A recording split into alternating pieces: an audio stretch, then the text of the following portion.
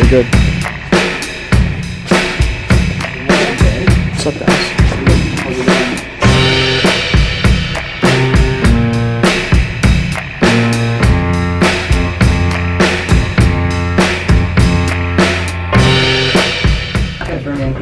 All right.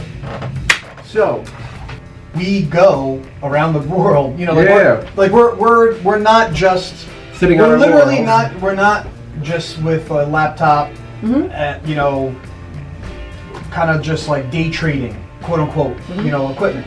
Like we are investing money to go around Europe to learn, to meet people. It's like we're doing the R&D side of it. We're like, no, we want to find the quality. We want to make sure that the values of the suppliers match up with our values, so our customers know, you know, okay, yeah, we have great values. Our customers buy that, but then our supplier has crap values.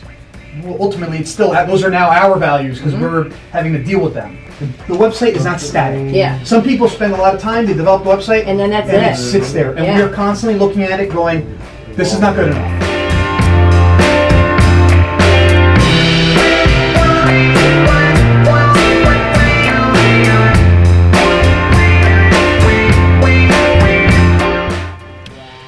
So my wife watched the first video and she really liked it. She gave me some nice points. She, you know, nice praise. Proud of me for putting myself out there. But she did have one major critique. She was like, "Could you please not, you know, record vlogs while you're driving? You know, even though you're not looking at the camera, like it's still like a distraction. So instead of looking like a crazy person talking to myself driving, I will just look like a crazy person talking to myself in park." So that's where I'm at right now. We've got a couple minutes to spare, so I figured let me shoot a little something that I've been thinking about, something that has happened at work in the last couple weeks. Let's preface this with kind of like I don't know if it's a phrase or if it's a quote. I had read somewhere that you don't need maps if you have a compass, or you know, we don't have maps, we have compasses. And really what that signifies is that if you know where you're going, if you know the direction you need to go in, regardless of the obstacle that is presented in front of you, you can, even if you go around it, you go up and over, you know which direction you're going in. I like that. I like that way of thinking because it establishes a guideline for how to behave and how to act if you don't have a procedure in place. You know, so we are a 14-man person company, pardon. We're like a speedboat. We can pivot. We can go left, we can go right. We can change direction very quickly because we don't have bureaucracy. We don't have a lot of procedure. We have some procedure. When you have a compass, when you have a guiding light, when you have a set of core values or the culture at the company, it dictates how you behave when there's no procedure in place. So with this kind of concept, I was like, oh, I'm gonna write down like the core values of the company and the culture of the company and kind of maybe create a culture book.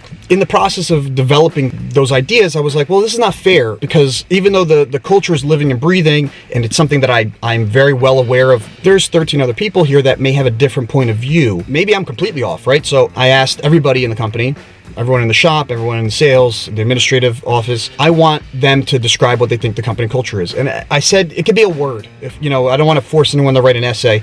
Just give me, if it's a word, integrity, you know, customer comes first, whatever it may be, give me something to work with. And it's really because I'm very interested to hear what they have to say, but also I don't want to hold people accountable to my views. I want them to be part of that process. So then the accountability stretches across all the employees because they had the opportunity to input and to say, this is what the company culture is here. I really am expecting no one to say anything negative. I do think we have a very positive culture. So it wasn't an exercise in saying, where do you want the culture to be? It's what it is. So maybe I might be a little surprised there. But ultimately, I'm gonna take all this information in. I'm gonna summarize it. I'm gonna look at what the similar things are. I'm gonna also put my take on it because really I am leading the ship. I am gonna steer it in the direction that I want it to go. I am gonna have my input. But then I'm gonna take that. I'm gonna make a small culture book. That's what I'm calling it. I've heard other companies make what they call a culture book, and sometimes it's about the people at the company, but I sometimes it's also about the values. And I'm gonna maybe intertwine that. And I'm gonna give it out to all the employees. I'm gonna put it on the website. I'm gonna let our suppliers know about it. I'm gonna let our customers know about it. It's going to be basically an accountability check. People talk the talk all the time. Oh yeah, customer first, customer values. But when the rubber hits the road, some people don't live up to that. They don't put the customer first, they think about their interest. So this is a way really we talk the talk and we're gonna walk the walk. And if we're not walking the walk, the outside world is going to check us. They're going to let us know. And if we're not living up to those expectations, we're going to need to change. We're going to need to adapt. We're going to need to be better. It's an interesting exercise. It's in flux right now. I've been getting answers and responses in. I'm kind of accumulating it. I'm excited to get everything together, and then once it's all out, I'll share it with you guys as well, and I'm going to put it out on the internet. And I'm curious to see if anyone says anything that deviates from what I see and what I experience.